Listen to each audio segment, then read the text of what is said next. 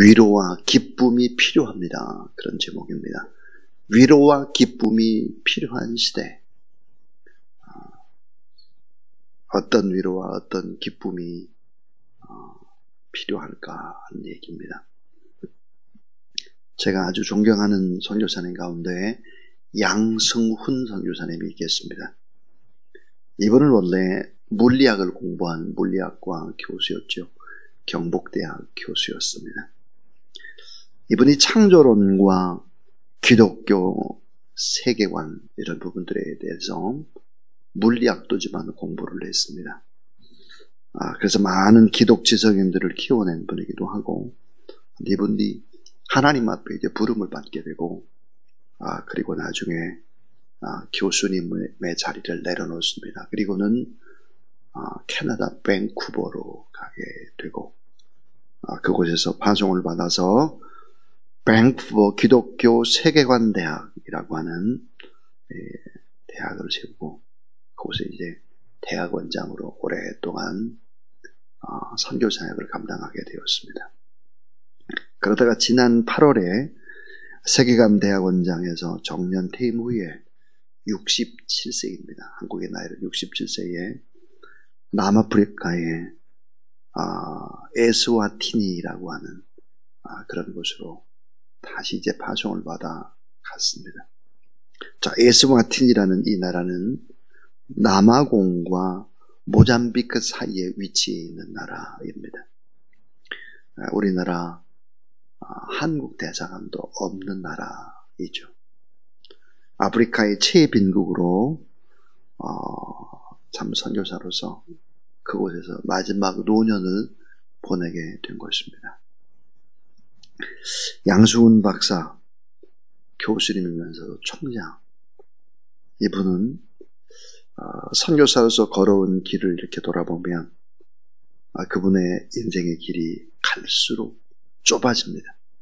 갈수록 점점점 고난의 가시밭길도 일부러 그 길로 들어가는 것 같습니다. 갈수록 불편하죠. 갈수록 고통받는 삶을 살아갔습니다.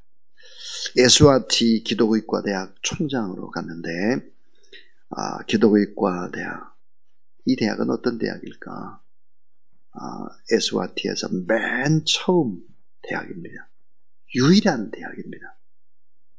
이 대학은 2013년도에 한국 선교사를 세운 유일한 대학의 총장으로 간 것입니다. 그럼 에스와티라는 이 나라는 과연 어떤 나라일까? 전체 국민의 30% 이상이 에이즈 환자인 나라입니다. 한번 생각해 보세요. 전체 인구의 30% 이상이 에이즈 환자입니다. 전 세계에서 가장 감염률이 높은 나라죠. 저는 종종 이런 생각을 합니다. 이렇게 아름다운 선교의 사역을 감당한 분들과 저의 삶과 또 우리 성도들의 삶과 이 삶이 하나님이 훗날 평가할 때 상급이 같겠나 하는 것입니다. 상급이 같을까? 결코 같지 않죠. 같으면 공평하신 하나님이 아닙니다. 고통받는 일들을 골라서 하고, 손해보는 일들을 골라서 하고, 힘든 일을 골라서 자처하면서 그렇게 인생을 살았던 사람과, 그저 적당히 인생을 살아가는 사람과, 고통받는 이웃들을 위해 섬김이 별로 없는 사람과, 땀 흘림이 없는 사람과, 이런 사람의 삶이 하나님 보시기에 공평하다, 똑같이 상급을 준다, 결코 그렇지 않다라고 하는 것이죠. 주님을 위해서 애쓰고 수고한 사람들에게는 하나님께서 반드시 더 큰 상급을 허락하신다. 이것이 바로 성경입니다. 오늘 여러분 이 사실을 믿으시고 조금 더 불편하고 어려운 종의 길이 있어도 그 길을 묵묵히 걸어가는 그런 여러분의 삶이 될 수 있기를 주의 이름으로 축원합니다. 사랑하고 베푼 것이 남는 것입니다. 자, 사랑하고 베푼 것만 남는 거예요. 사랑하고 베푼 것이 자녀들의 가슴 속에 그냥 남아요. 어머니 아버지가 사랑하고 베푼 거, 또 스승이나 선교사님이나 이런 분들이 사랑하고 베푼 것, 이것은 오래오래 남습니다. 오래오래 가슴에 아예 박혀있죠. 자, 오늘 사도 바울의 삶도 마찬가지입니다. 고난의 연속이죠. 이 고난의 연속인데 그 연속 상에서 하나님께 주시는 위로와 기쁨, 그것이 무엇일까 하는 얘기입니다. 자, 한번 5절을 보시면 우리가 마게도냐에 이르렀을 때에도 우리 육체가 편하지 못하였고 사방으로 환난을 당하여 밖으로는 다툼이요 안으로는 두려움이었노라 그랬습니다. 첫 번째로 우리가 기억해야 될 교훈은 고난과 갈등의 연속인 사역자의 길입니다. 고난과 갈등의 연속인 사역자의 길, 고난과 갈등이 연속인 믿음이 성숙한 사람들의 길입니다. 자, 오늘 이 본문 속에서는 육체적인 고난이 있었다는 거예요. 육체적인 질병 속에 허덕인 연약한 자가 바로 바울이었다. 정신적인 고통이 있었다. 안으로는 두려움의 연속으로 떨고 있는 자. 또 사방으로부터 환난이 있었다. 이리 봐도 저리 봐도 환난이에요. 이 환난의 시대를 맞고 있었다. 이 고린도후서 1장 9절에서 바울이 이런 얘기를 했죠. 마음의 사형 선고를 받았다 그랬어요. 마음의 사형 선고를 받았어요. 얼마나 두렵고 얼마나 염려하고 죽으면 참 좋겠다. 마음의 사형 선고를 받았다 그랬습니다. 견딜 수 없는 고통의 하나님의 사람의 모습입니다. 자, 위대한 최고의 구약의 선지자 그러면 엘리야 읽었습니다. 갈멜 산상에서 엄청난 승리를 맛봤지만 두려움에 떨면서 광야로 도망치죠. 심지어 노뎀나무 아래에서 낙심을 합니다. 어떻게 낙심했을까? 차라리 저를 죽여주세요. 차라리 제가 죽고 싶습니다. 죽는 게 더 나을 것 같아요. 죽으면 좋겠어요. 이렇게 위대한 최고의 선지자 엘리야도 이렇게 힘이 들었던 것이죠. 베드로후서 5장 10절 말씀, 참 여러분 이 말씀을 꼭 기억하면 좋을 것 같아요. 저는 이 베드로후서 5장 10절 말씀을 가지고 늘 힘을 얻곤 합니다. 이렇게 돼 있어요. 모든 은혜의 하나님 곧 그리스도 안에서 너희를 부르사 자기의 영원한 영광에 들어가게 하시니가 잠깐 고난을 받는 너희를 친히 온전케 하시며 굳게 하시며 강하게 하시며 털을 견고케 하시니라. 베드로전서 5장 10절입니다. 하나님은 어떤 분일까? 은혜의 하나님이라는 거예요. 은혜의 하나님. 이분은 어떤 분일까? 그리스도 안에서 우리를 부르신 하나님이라는 거예요. 그런데 이분은 자기의 영원한 영광으로 우리를 들어가게 하시는 분이라는 거예요. 자, 은혜의 하나님, 우리를 그리스도 안에서 부르신 하나님, 영광의 자리로 우리를 인도하신 하나님. 그런데 이 하나님께서 우리에게 뭘 주느냐? 잠깐 고난을 준다는 거예요. 그럼 이 고난을 통해서 어떻게 하느냐? 고난을 받는 너희를 친히 온전케 한다는 거예요. 고난 때문에 온전케, 고난 때문에 어떻게 굳게 하신다. 단단하게 하신다. 고난 때문에 강하게 하신다. 털을 견고케 하신다. 하나님은 이런 하나님, 참 좋으신 하나님이시죠. 그래서 이 고난과 갈등의 연속인 사역의 길이 두 번째로 생각해야 할 것이 뭘까? 연단 후에 위로와 기쁨을 주시는 사역의 길입니다. 자, 연단 후에 위로를 주시고 기쁨을 주신다라고 하는 것입니다. 참 이 말씀이 기독교 신앙의 정수다 이렇게 말할 수 있습니다. 기독교 신앙의 정수가 뭘까? 은혜의 하나님, 우리를 그리스도 안에 부르신 하나님, 또 참시작관 고난을 주시는 하나님인데 이 고난을 통해서 결국은 위로와 기쁨을 주신다. 온전케 하시고 굳게 하시고 강하게 하시고 터도 견고하게 하신다. 이런 좋으신 하나님이다. 그랬습니다.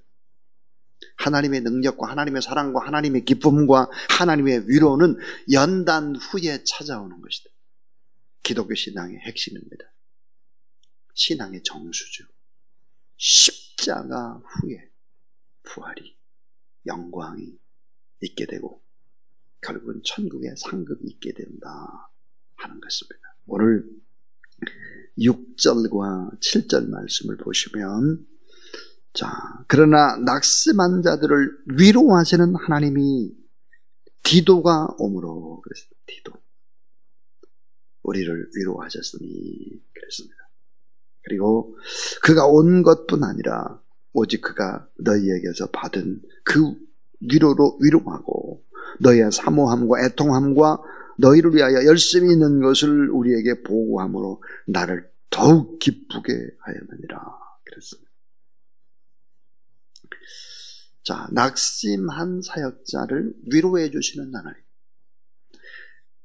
자, 낙심한 사역자에게 다시 힘을 주시는 하나님.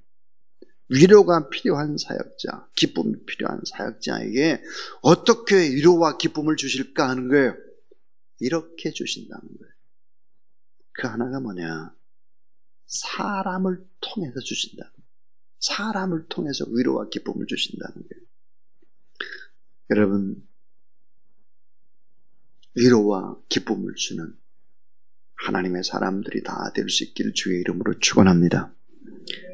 디도라는 사람을 통해서 바울이 눈물의 편지를 고린도 교회에 보내는 것입니다.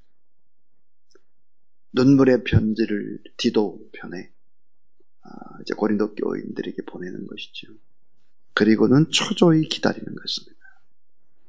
소식을 기다렸는데 그 소식이 언제 왔느냐면 가장 어려울 때, 사방에서 고난받고 힘들고 지칠 때 디도가 돌아왔다는 거예요. 디도가. 그러니까 디도라는 사람을 통해서 하나님이 위로와 기쁨을 주시더라. 또 하나 위로와 기쁨 뭘까? 그것은 교인들의 반응이었습니다. 교인들의 반응. 자, 교회를 통해서 고린도 교회가 변화되고 교인들이 더 주의 일에 열심을 하고 교인들이 회개하고 교인들이 하나 되어지는 그런 소식들을 가져온 거예요. 위로가. 그러니까 이 위로라고 하는 것이 참 교인들의 반응에 달렸다는 거죠. 고린도 교회가 변화되고 있다는 이 소식을 들으니까 바울이 모든 어려움을 다 이길 수 있는 위로와 기쁨이 됐다는 거죠. 교회. 사역자에게 있어서 교회라고 하는 것은 마음의 고향과 같습니다. 모든 것이 교회죠. 오히려 가정보다 더 교회를 생각하는 것이 사역자입니다. 자녀보다 더 교회, 온통 교회죠. 왜? 주님의 몸이고 우리의 양떼들이 교회에 모이고 그렇기 때문에 교회는 목회자에게 모든 것입니다. 마음의 고향과 같죠. 사도 바울의 질책을 겸허히 고린도 교회 성도들이 받아들였고 회개의 열매가 있다는 소식이었습니다. 여러분, 고린도전서에서 많은 문제에 해답을 제시하고 질책을 하고 어떻게 살아야 된다라고 하는 이런 얘기를 했는데 고린도 교회가 변하기 시작했다라고 하는 소식이었습니다. 자, 그러면 언제 위로와 기쁨을 얻을까 하는 거예요. 사람을 통해 주신다고 그랬어요. 사람. 교회를 통해서, 성도들의 반응을 통해서 주신다고 그랬습니다. 또 하나는 서로에게 위로와 기쁨을 준다는 것이죠. 서로에게. 성도들에게도 위로, 사역자에게도 위로, 그 소식을 증거하는 사람에게도 위로. 결국은 이 궁극적인 위로와 기쁨을 누가 주시느냐? 하나님께서 주신다라고 하는 것입니다. 자, 오늘 4절에 보면 이런 얘기를 하고 있어요. 4절. 난 너희를 향하여 담대한 것도 많고 너희를 위하여 자랑하는 것도 많으니 내가 우리의 모든 환난 가운데서 위로가 가득하고 기쁨이 넘치는도다. 그랬습니다. 여기 보니까 난 너희를 향하여 담대한 것도 많고 그랬거든요. 이 담대한 것이라고 하는 것을 원문을 자세히 봤더니 이건 바로 신뢰감입니다. 나는 너희들을 믿는다. 이 신뢰감을 갖고 있다. 그리고 난 너희를 생각하면 많은 자랑거리가 있고 많은 기쁨이 있다. 바울이 이런 얘기를 하고 있습니다. 그러니까 기쁨이라고 하는 것은 서로 위로라는 것도 서로 주고받는 것이다. 자, 어떻게 사역할 수 있고 일평생 이런 어려운 길을 걸어갈 수 있을까? 그것은 위로와 기쁨 때문이다 하는 것입니다. 제가 서두에서 양승훈 선교사님에 관한 이야기했습니다. 양승훈 선교사님이 어떻게 이렇게 고난의 가시밭길을 계속해서 걸어갈 수 있을까? 그것은 무엇일까? 그것은 바로 위로와 기쁨입니다. 위로와 기쁨. 세 번째는 진정한 위로와 기쁨은 하나님이 주십니다. 아니 어떻게 그런 어려운 일을 하세요? 하나님 주신 기쁨이 있고 위로가 있는 거예요. 전에 이제 선우가 선교사님, 서기영 선교사님이 아프가니스탄 사역을 계속 할 때 제가 묻습니다. 아니 어떻게 여기서 이렇게 사역을 계속하느냐. 그때 이런 얘기를 해요. 여기에서만 주시는 하나님의 기쁨이 있습니다. 하나님의 위로가 있습니다. 바로 그런 거죠. 진정한 위로와 기쁨은 하나님이 주신다. 자, 디도의 마음 속에도 하나님께서, 고린도 교회 성도들의 마음 속에도 하나님께서, 바울의 어려움 그 속에서도 하나님께서 위로와 기쁨을 오직 하나님께서 주신다. 시편 34편 19절을 보니까 따라하세요. 의인은 고난이 많으나 여호와께서 그 모든 고난에서 건지시는도다. 바르게 살려고 할 때 고난이 많다는 거예요. 그 고난에서 우리를 건지시고 우리에게 기쁨과 위로를 주시는 분은 하나님이시다. 자, 3절에 보니까 정말 또 귀중한 하나님의 말씀이 나오고 있습니다. 내가 이 말을 하는 것은 너희를 정죄하려고 하는 것이 아니라 내가 이전에 말하였거니와 너희가 우리 마음에 있어 함께 죽고 함께 살게 하고자 함이라. 그래서 고린도 교회 성도들 한 사람이 바울의 마음속에 있다는 걸, 그리고 함께 죽고 함께 살고자 하기 때문이다 그랬습니다. 내가 전에도 말하고 이제도 말한다. 그것은 너희가 내 마음에 있고 내 마음속에 함께 죽고 함께 살고자 함이라 그랬습니다. 예수 그리스도의 사랑 안에서 함께 죽고 함께 사는 신앙이 있다면 교회는 어떻게 될까요? 자, 예수 그리스도의 사랑 안에서 함께 죽고 함께 살겠다라고 하는 이런 신앙이 있다면 교회 안에 하나님의 사랑이 없을 수 없죠. 하나님의 사랑이 교회 안에 가득할 수밖에 없어요. 이런 사랑이 있다고 하면 교회 안에 감사가 넘칠 수밖에 없어요. 위로와 기쁨이 줄 수밖에 없는 것이죠. 만약에 교회 안에 이런 위로와 기쁨이 목마름이 있다고 하면, 교회 안에 분열이 있고 다툼이 있고 갈등이 있다고 하면, 사실은 십자가에 올라온 사랑, 함께 죽고 함께 사는 이런 신앙이 없는 거죠. 십자가의 사랑, 교회 안에서 용서 못할 일이 없습니다. 다 용서하고 다 품고 그렇게 이제 살아갈 수가 있는 것입니다. 저는 어제 참 큰 위로와 큰 기쁨의 소식 하나를 들었습니다. 그것은 신혜정 목사님 남편 서동우 변호사가 대장암에서 완치됐다는 판정을 받았다 하는 소식입니다. 이 소식을 듣고 참 내내 기쁨과 위로가 되었습니다. 사실 오랫동안 저희 주보에 보면 신혜정 목사님과 그 가정에 관한, 또 신혜정 목사님 폐암이었기 때문에 또 폐암에서 완치가 되고, 이번에는 또 대장암에서 남편이 완치가 되고, 그 가정에 기도 제목이 주보에 끊이질 않았습니다. 그런데 하나님께서 또 치료하셨다고 하는 소식, 정말 그분이 구원받고 큰 역사를 이루면 참 좋겠다, 그런 생각을 했습니다. 오늘 저는 위로와 기쁨이 필요합니다, 그런 제목으로 하나님의 말씀을 증거했습니다.